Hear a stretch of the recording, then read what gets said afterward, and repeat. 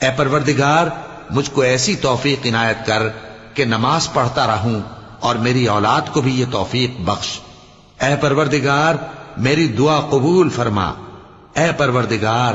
حساب کتاب کے دن میری اور میرے ماں باپ کی اور مومنوں کی مغفرت کیجو۔ اور مومنوں یہ نہ سمجھنا کہ یہ ظالم جو کام کر رہے ہیں اللہ ان سے بے خبر ہے، وہ ان کو اس دن تک مہلت دے رہا ہے جبکہ دہشت کے سبب آنکھیں پھٹی کی پھٹی رہ جائیں گی اور لوگ سر اٹھائے ہوئے میدان قیامت کی طرف دوڑ رہے ہوں گے، ان کی نگاہیں خود اپنی طرف لوٹ نہ سکیں گی